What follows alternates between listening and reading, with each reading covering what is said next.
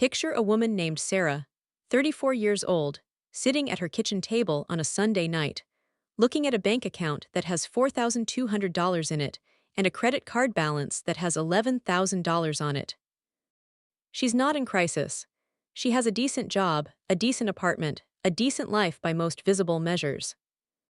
But something about turning 35 in 11 months has started gnawing at her in a way her birthdays never used to.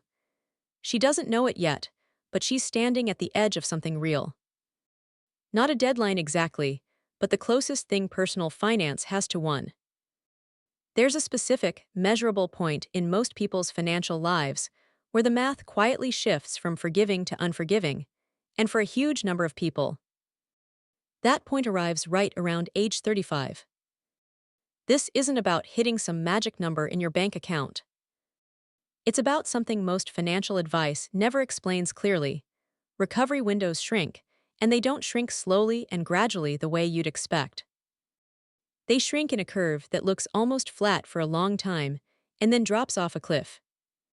Today, we're going to look at exactly why 35 functions as that cliff edge for so many people, what a bad financial decade actually costs you mathematically, and what it actually takes to recover from one before the window narrows further.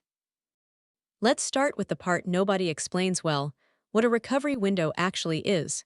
It's not your savings rate, it's not your income.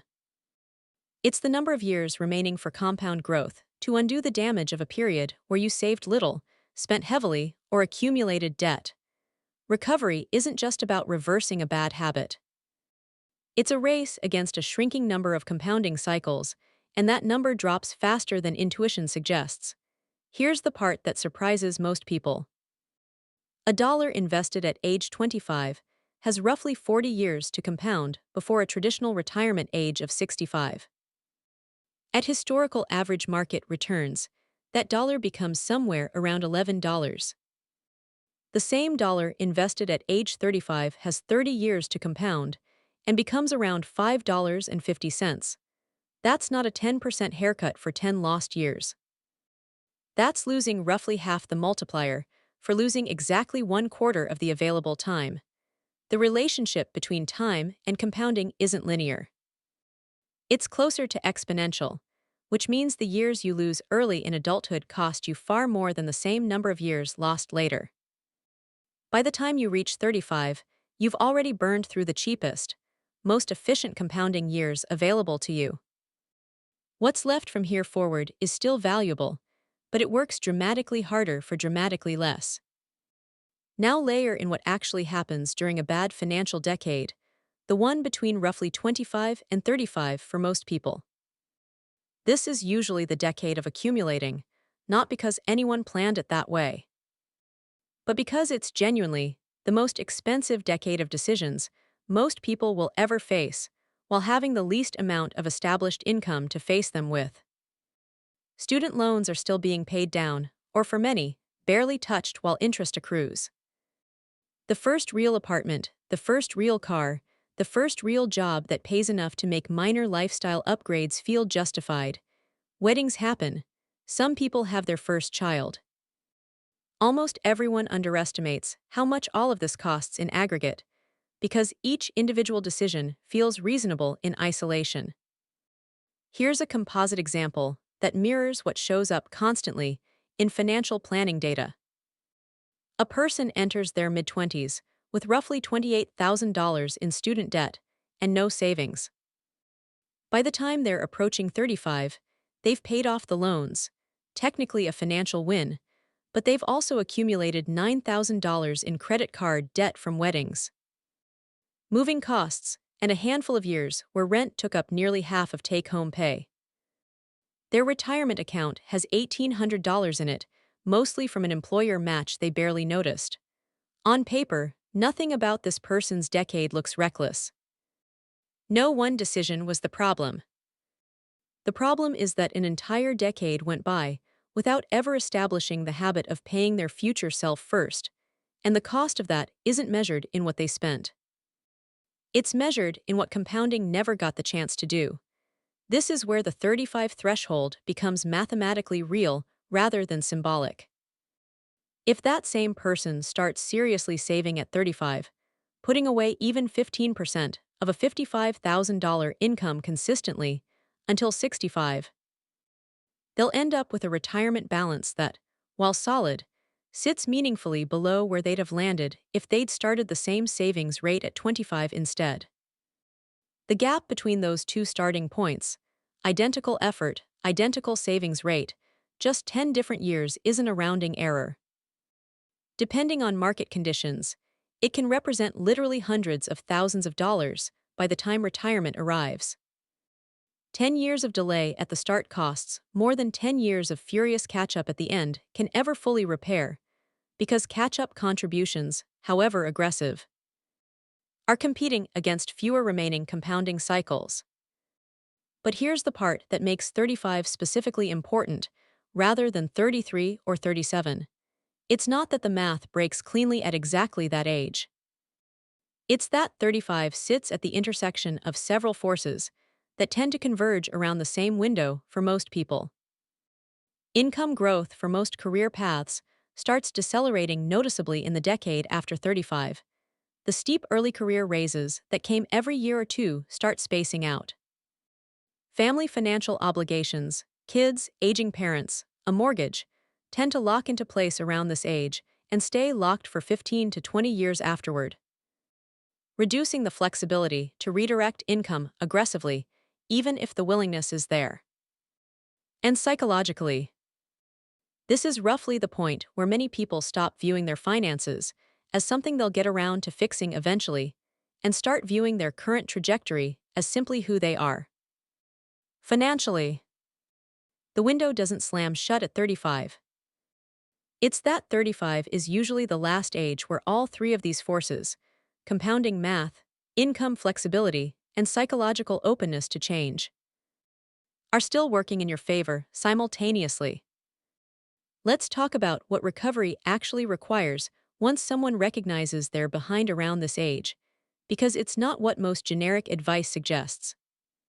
The standard answer is always some version of save more, spend less, which is true but almost useless without specifics. The real lever that matters most isn't the percentage someone saves. It's the speed at which they close the gap between their current trajectory and their needed trajectory, because every additional year spent at the old, lower savings rate before increasing, it costs disproportionately more than the same adjustment made immediately. A person who recognizes the problem at 35 and takes 18 months to gradually work up to a higher savings rate has already lost ground that a person who makes the jump immediately never loses. This isn't about willpower being morally superior. It's that the math punishes hesitation, specifically during this window, more than it punishes hesitation at any other point in a financial life. There's also a debt sequencing issue that disproportionately affects people in this age range. Many people in their early 30s are carrying multiple types of debt simultaneously: lingering student loans, a car payment, a credit card balance, sometimes the early years of a mortgage. And the natural instinct is to spread extra payments evenly across all of them because it feels fair. Mathematically, this is almost always the wrong move. The debt with the highest interest rate, almost always the credit card balance, needs to be eliminated first and aggressively, even if every other balance gets only minimum payments during that period. The reason this matters specifically around age 35 is that high-interest debt actively works against the compounding math we just discussed. Every dollar going toward 18 or 24% interest is a dollar that isn't compounding upward in an investment account during literally the last efficient window available to do so. Carrying high-interest debt past this age doesn't just cost the interest. It costs the compounding that money could have been doing instead, layered on top of the interest itself. What should someone actually do if they recognize themselves in this story? The first move is the audit nobody wants to do: a complete, honest accounting of every debt balance, every interest rate, and every current savings or investment balance, written down in one place. Today, not estimated from memory. Most people underestimate their debt and overestimate their savings, And the gap between perception and reality is usually where the real problem hides. The second move is immediate, not gradual. Redirect the largest possible amount toward the highest interest debt while maintaining only minimum payments elsewhere. And simultaneously, start any retirement contribution large enough to capture a full employer match if one exists. Because that match is the only guaranteed return available anywhere in personal finance. The third move is treating the next 60 days as the actual deadline, not the next year.